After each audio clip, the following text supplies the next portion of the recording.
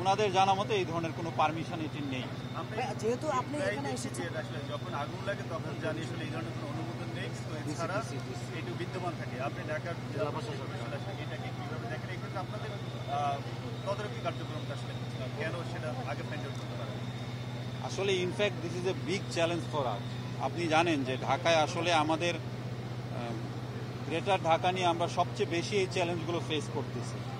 বিভিন্ন আনাচে কানাচে বিভিন্ন জায়গায় অনুমোদনবিহীন, আমাদের কাছে কোনো ইনফরমেশন থাকে না, আমাদের কনসার্ন ডিপার্টমেন্টগুলোর পারমিশন থাকে না। আমরা যখন নিউজ পাই আমরা অভিযান করি, বন্ধ করি, আবার বিভিন্ন জায়গায় এইভাবে কিন্তু আসলে আমাদের প্রতিনিয়ত অভিযান চলে। তারপরে কোনো একটা ইনসিডেন্ট যখন ঘটে যায় তখন আমরা পুরো নেশন তখন এটা একসাথে আফসোস করি, কিন্তু আমরা যখনই ইনফরমেশন পাই আসলে সাথে সাথে কিন্তু আমরা অভিযান চালাই। এই জায়গাটা কি আবাসিক নাকি বাণিজ্যিক? এইটা আমি আসলে বলতে পারবো না, এটা রাজুক বলতে পারবে।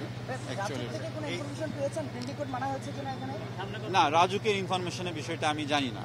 আসলে তো এটা একটা ইনসিডেন্ট ঘটে গিয়েছে, এটার সাথে সংশ্লিষ্ট আমাদের ফায়ার সার্ভিস, তারপর কলকারখানা অধিদপ্তর, ওনারাই ফার্স্ট এখানে এসেছেন। ওনাদেরকে এখানে আমরা যেটা দেখলাম কেমিক্যাল গুদাম আছে, গার্মেন্টস আছে, আবাসিক জায়গাও আছে, মসজিদও আছে, আবার টিনের একেবারে 4-5 তলা করে বাড়ি করা হয়েছে। এগুলো আসলে কতটুকু বৈধ বলে আপনি মনে করছেন? অ্যাপারেন্টলি দেখেই তো বোঝা যাচ্ছে আসলে একটা বিল্ডিং এর সাথে আরেকটা বিল্ডিং এর কোড মানা, আবাসিক স্থাপনা এক জায়গায় থাকবে, তারপরে এই ধরনের রাসায়নিক এখানে থাকার তো কোনো প্রশ্নই আসে না। এটাও আসলে আপনার এটার জন্য টেকনিক্যাল নোহার প্রয়োজন হয় না, আমরা দেখেই বুঝতে পারি আসলে এটা তো কোনোভাবেই কাঙ্ক্ষিত না। এবং এগুলো থেকেই তো আজকাল মানে বিভিন্ন সময় যে ইনসিডেন্টগুলো এর আগেও ঘটেছে, আমরা ওইগুলোর ক্ষেত্রে কিন্তু এরকমই আমরা অনিয়ম দেখেছি। যখন আসলে ঘটে যায় তখন হচ্ছে আমাদের এই প্রাণহানি, তখন আমাদের একটা অনুশোচনা। জেলা প্রশাসন থেকে ক্ষয়ক্ষতির ব্যাপারে কোনো সিদ্ধান্ত নেওয়া হয়েছে? আমরা একটু আগে সরকারের সর্বোচ্চ মহলে আমার সাথে কথা হয়েছে। সরকার, আপনারা জানেন মাননীয় প্রধান উপদেষ্টা দেশের বাইরে আছেন, মাননীয় প্রধান উপদেষ্টার দপ্তরের সাথেও কথা হয়েছে। সরকার যারা মৃত্যুবরণ করেছেন এবং যাদের ক্ষতি হয়েছে তাদের যথাযথ ক্ষতিপূরণ দিবেন বলে আমাকে অলরেডি জানিয়েছেন।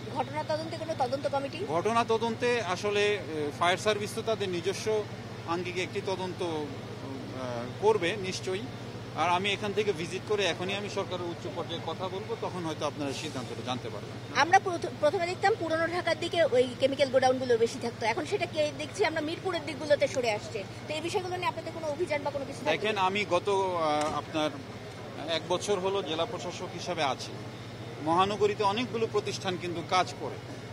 আমরা গত কয়েক মিটিং ধরে এই অবৈধ কারখানাগুলো এবং ফায়ার সার্ভিস সহ এবং অন্যান্য প্রতিষ্ঠান সহ আমরা এগুলো শনাক্ত করতেছি এবং অভিযান করতেছি প্রতিনিয়ত। কিন্তু এগুলো বিভিন্ন আনাচে কানাচে এই ধরনের পারমিশন ছাড়া প্রতিষ্ঠানের সংখ্যা কিন্তু একেবারে কম না। এটা আমাদের জন্য খুব বড় একটা চ্যালেঞ্জ। তা আমরাও জনগণকে বলবো, যেখানে এই ধরনের অনুমোদন ছাড়া প্রতিষ্ঠানের সন্ধান পাওয়া যাবে সাথে সাথে আমাদেরকে জানাবেন, কারণ ওনারা নিজেরা না জেনে নিজেদের কিন্তু বড় ক্ষতি করে ফেলতেছে। জানানোর পরে কি ব্যবস্থা নেবেন আপনারা? অবশ্যই জানানোর পরে আমরা এটাকে, আমাদের কলকারখানা অধিদপ্তর আছে, তারা তাদের আইনের ব্যবস্থা নিতে পারবে। আমাদের মোবাইল কোড আছে, আমরা মোবাইল কোড করতে পারবো। আমাদের কাছে আইনের ব্যবস্থা নেওয়ার জন্য একাধিক ব্যবস্থা আছে আমাদের। পুরো নামটা একটু বলুন। আমার নাম তানভীর আহমেদ, আমি জেলা প্রশাসক ঢাকা। আমরা এই ধরনের মোবাইল কোড দেখতাম 2010-এর দিকে হতো, তারপরে এই ধরনের মোবাইল কোড আর দেখা না হতো যে আমরা। পুরান ঢাকার দিকে তো বেড়েছে, এই দিকটাতেও এখন দেখছি বেড়ে গেছে। এই ক্ষেত্রে আসলে আপনাদের মোবাইল কোড না, মোবাইল কোড হচ্ছে যেমন সীসা কারখানাগুলোই এর মধ্যে অনেকগুলো অভিযান করেছি, অবৈধ ইট ভাটায় অনেকগুলো। গত সিজনে আমরা 98টা অবৈধ ইট ভাটার চিমনি গড়িয়েছি। গত 7 দিন আগে আমরা চকবাজারে আমাদের র্যাব সহ বিএসটিআই সহ আমাদের ম্যাজিস্ট্রেট ছিল, অভিযান চালিয়েছি। আসলে আপনাদের কাছে আমি আবারও আহ্বান জানাবো যে ঢাকা একটা ক্রমবর্ধমান শহর, দিন দিন যার পরিধি এবং চ্যালেঞ্জ ক্রমান্বয়ে বাড়ছে। আপনারা অবশ্যই আমাদেরকে তথ্য দিয়ে সহযোগিতা করবেন, সেক্ষেত্রে তথ্য পেলে আমরা অভিযান চালাবো। সবসময় সব তথ্য আসে না আমাদের কাছে। আমি একটু আগেও কথা বলে দেখলাম, আসলে এনাদের মালিক পক্ষ বা কাউকে আমরা খুঁজে পাচ্ছি না। Thank you very much.